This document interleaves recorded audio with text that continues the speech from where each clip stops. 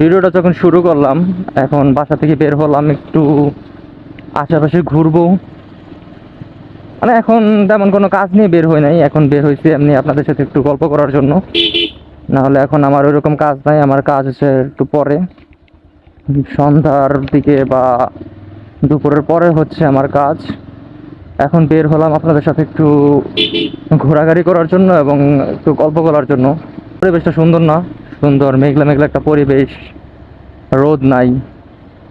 বাতাসটা থাকলে আর একটু ভালো লাগতো, কিন্তু এখন বাতাস নাই।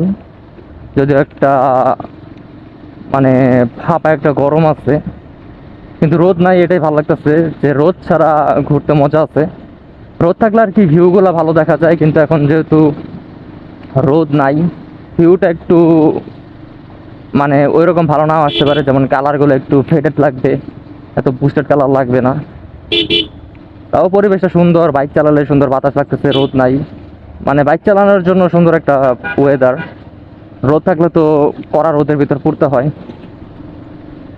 আজকে আপনাদের সাথে বাইকের মেনটেনেন্স নিয়ে কিছু কথা বলবো। যেমন আমরা বাইক মেনটেনেন্স বলতে কি বুঝি, হয়তো বা অনেকে অনেক এক্সপেন্সিভ কিছু মনে করে, যে বাইক মেনটেন করা বুঝি অনেক এক্সপেন্সের একটা ব্যাপার, এক্সপেন্সের একটা জিনিস। হ্যাঁ, কিছু কিছু ক্ষেত্রে কথাটা সঠিক, আবার কিছু কিছু ক্ষেত্রে কথাটা সঠিকও না। যে একটা কথা বলে না, যে গাড়ি কেনা সহজ পালা কঠিন, বাইক কেনা সহজ পালা কঠিন। হ্যাঁ, কিছু ক্ষেত্রে এই কথাটার সত্যতা রাখে, আবার কিছু ক্ষেত্রে সত্যতা রাখেও না। যেমন আমি আমার এই বাইকটা চালাই, আমি কিন্তু আমার বাইকটাকে প্রপার মেনটেন করে চালাই। Proper service, time to time engine oil change করা।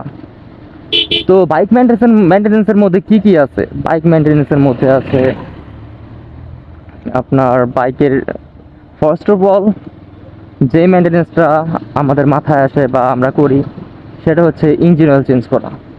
যেমন টাইম টু টাইম বাইকের ইঞ্জিন অয়েল চেঞ্জ করলে, এটা কিন্তু একটা বাইকের মেনটেনেন্স, টাইম টু টাইম বাইকের ইঞ্জিন অয়েল চেঞ্জ করা।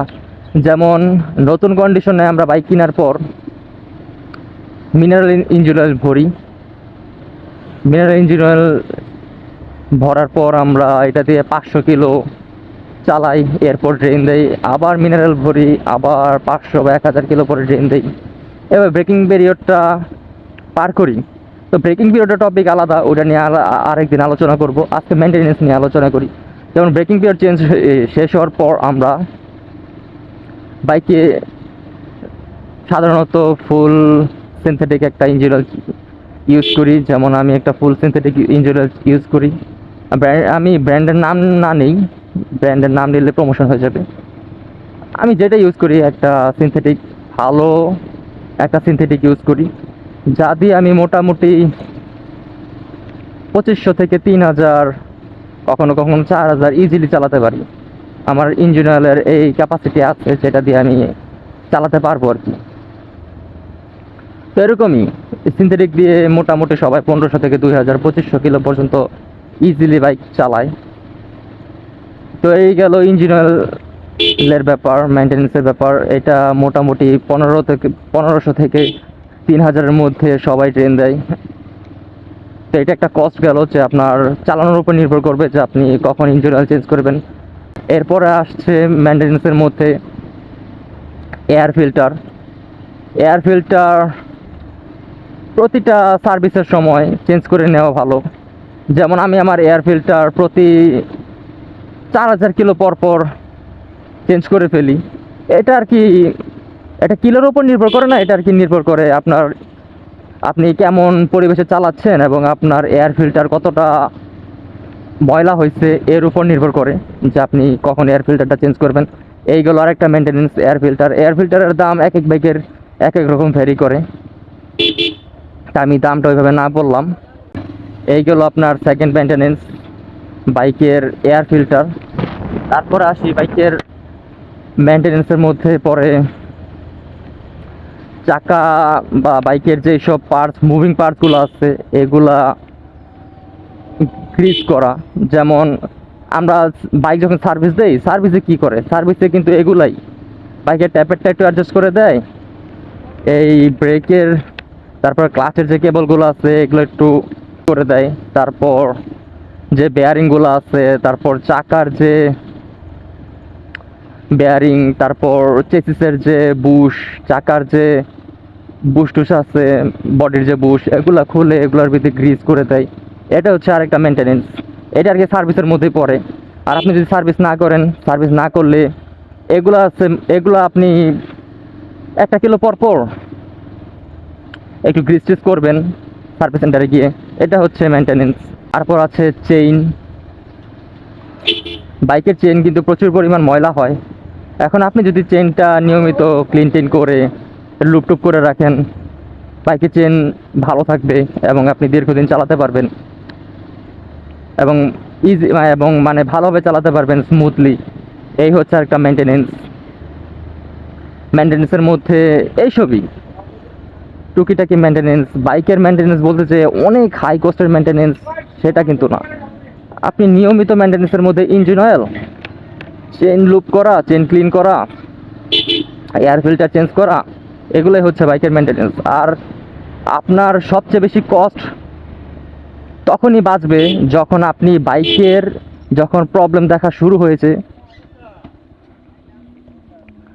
বা যখন থেকে বাইকের প্রবলেম আপনি ধরতে পারছেন, বা আপনি তো শুরু থেকে বাইকটা চালান তাই না, বাইকের ভিতরে হালকা কিছু পরিবর্তন হইলে সেটা কিন্তু আপনি বুঝতে পারবেন যে না, বাইকের এটা একটা সমস্যা দেখা দিচ্ছে বা এরকম একটা কিছু হচ্ছে। ধরেন আমি বাইকটা চালাচ্ছি, আমার বাইকটা স্মুথ আছে, আমার স্মুথনেস কিছুটা কমে গেল, বা যে কোনো একটা জায়গা থেকে নয়েজ আসতেছে, সেই নয়েজের উপর সেই নয়েজটাকে আপনি নোটিস করে সেই নয়েজটা, দাঁড়ান আমি ঘুরে নিই এখান থেকে, সামনের দিকে না যাই, ওইদিকে ভাঙা রাস্তা, যতটুকু ভালো রাস্তা আছে ততটুকুই চালাই, ওই ভাঙার দিকে না যাই। তো যেখানে ছিলাম, যে ধরেন আপনার বাইকের যে কোনো একটা পার্টস বা যে কোনো একটা জায়গা থেকে একটা এক্সট্রা নয়েজ আসতেছে, এক্সট্রা বাজে একটা সাউন্ড আসতেছে, সেই নয়েজটার সমাধান করে ফেলবেন, তাহলে দেখবেন আপনার কম খরচে আপনার বাইকটা দীর্ঘদিন চালাতে পারবেন। কিন্তু আপনি যদি সেই নয়েজটাকে, বা আপনি রেগুলার যেভাবে মানে যখন চালান তখন কিন্তু আপনি বুঝতে পারেন যে আপনার বাইকটা ভালো কন্ডিশনে আছে। যখন একটু খারাপ কন্ডিশন বুঝতে পারেন, যেমন নয়েজ হয়, স্মুথনেস কম, বা ভাইব্রেশন বেশি হচ্ছে, এইসব হলে আপনি সাথে সাথে জিনিসটা সমাধান করে ফেলবেন।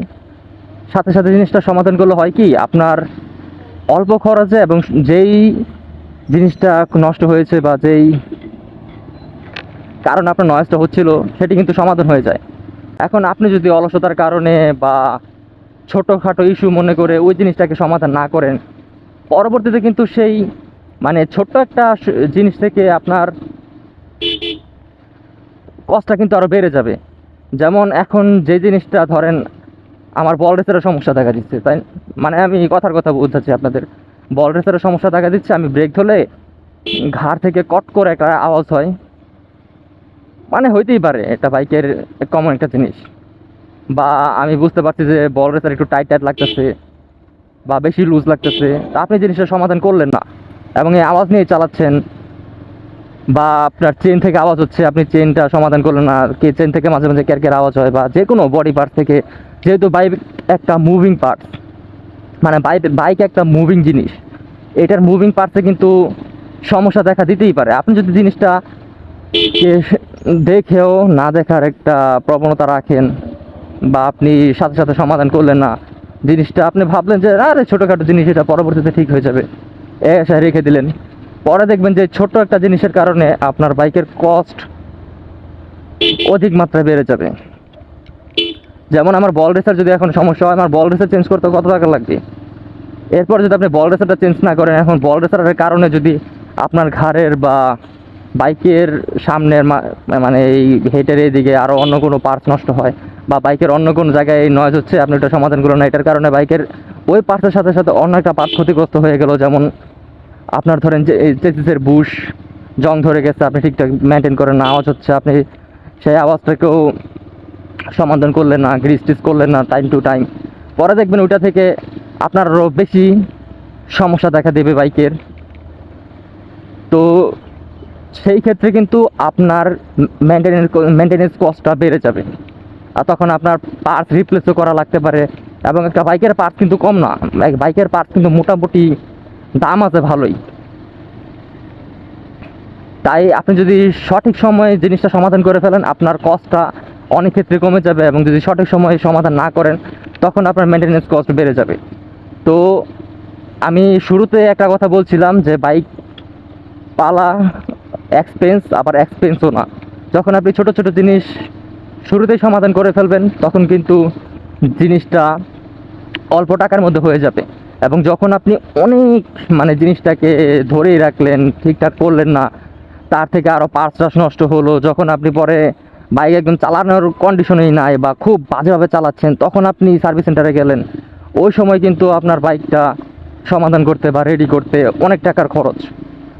তাই শুরুতে সমাধান করলে বাইক মেনটেন্যান্স কস্ট খুবই কম, বেশি না।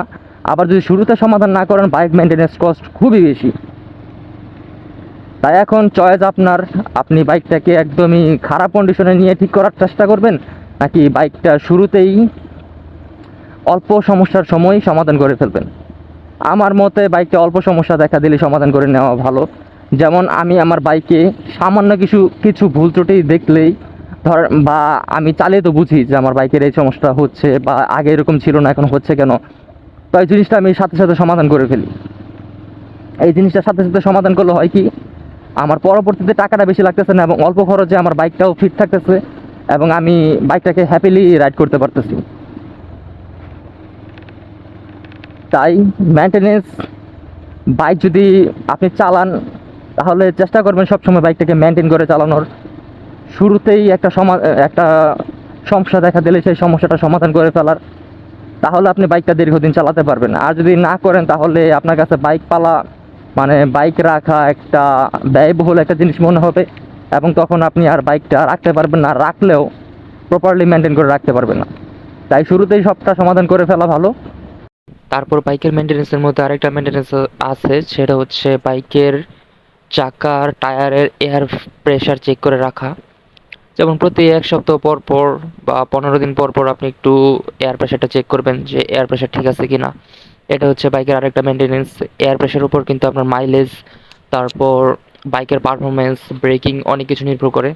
তাই এই জিনিসটা একটু খেয়াল রাখবেন। আর চেষ্টা করবেন বাইকটাকে নিয়মিত প্রপার একটা সার্ভিসের আওতায় রাখার।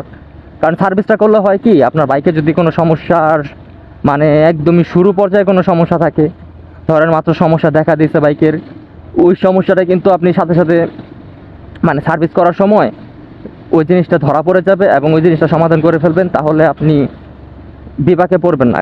আর যদি আপনি অলসতার কারণে ওই জিনিসটা না করেন এবং টাইম টু টাইম সার্ভিস না করেন, আপনি কিন্তু সমস্যাটা ধরতে পারবেন না, পরবর্তীতে একটা ঝামেলার মধ্যে পড়তে পারেন। তাই সবাই আমরা চেষ্টা করব নিজের বাইকটাকে যত্ন করতে, নিজের বাইকটাকে মেনটেন করতে।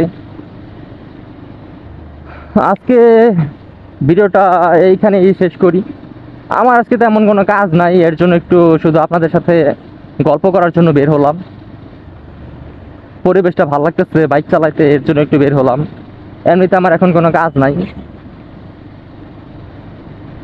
তো আজকে আপনাদের থেকে এখানেই বিদায় নেই। হোপ রাখতেছি আমার ভিডিওটা আপনাদের ভালো লাগছে।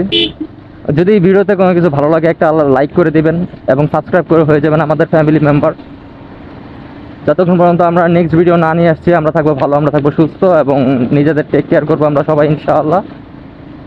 আসসালামু আলাইকুম।